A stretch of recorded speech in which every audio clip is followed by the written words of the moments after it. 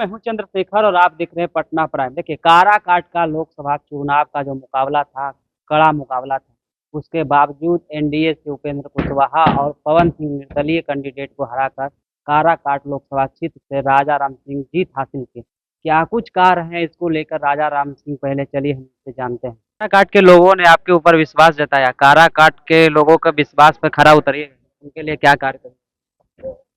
देखिए, काराकाट की जनता ने लोकतंत्र संविधान को और ताकत प्रदान करने के लिए देश की खेती लाभकारी हो, किसानों के हाथ में रहे इसके लिए और देश में नौजवानों को सम्मानजनक रोजगार मिले, इन प्रश्नों पर वहाँ के लोगों ने वोट किया है और इसके लिए वहाँ की जनता का बधाई शुक्रिया है।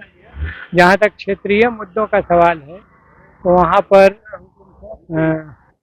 सोन नहरों का सवाल है, डालमिया नगर उद्योग समूह का सवाल है, डेहरी और दाऊद नगर को जिला बनाने का सवाल है।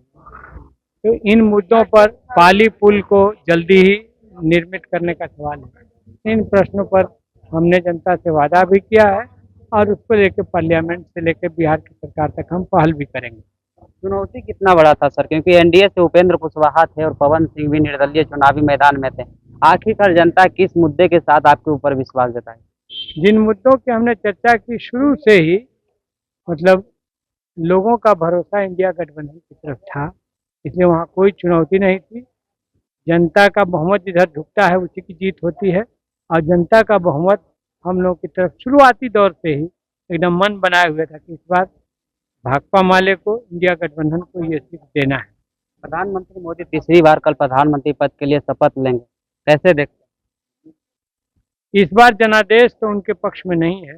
इस बार तो जनादेश उनको कुर्सी से बाहर रखने का है। अगर वे शपथ लेते हैं, फिर से बनते हैं, तो ये ज़्यादा उचित नहीं होगा।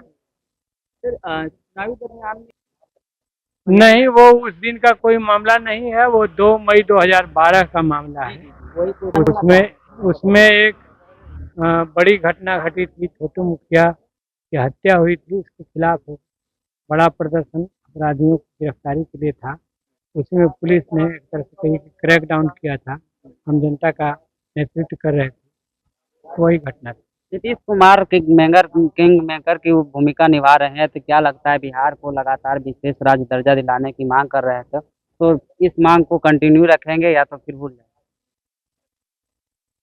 नीतीश जी से हमने अपील की है कि जो जनादेश है उसका सम्मान करते हुए इंडिया गठबंधन को सरकार बनाने के साथ में वो बराबर कहते रहे हैं कि कम्युनलिज्म, करप्शन और क्रिमिनलाइजेशन पर वो जीरो टॉलरेंस की नीति पर चलते हैं। तो इस बार इस देश की जनता ने मोदी जी को सत्ता से बाहर रखने के लिए वोट किया है, तो हमारी अपील है कि वो हम लोग का साथ दें, इंडिया गठबंधन का साथ दें। तो आपने सुना, राजा राम सिंह का साफ तौर पे कहना था कि काराकाट के सभी समाज के लोगों ने हमें वोट दिया और मुद्दा जो था हमारा वो एनडीए गठबंधन पे हावी था। जिस प्रकार से काराकाट के लोगों ने मेरे ऊपर विश्वास जताया है और हम भी उनके विश्वास पे खरा उतरेंगे और काराकाट क्षेत्र में जो कार्य होगा उसको हम जरूर कराएंगे। तो इस प्रकार के खबरों से हम आपको अपडेट कराते रहेंगे। आप देखते रहिए पटना प्राइम।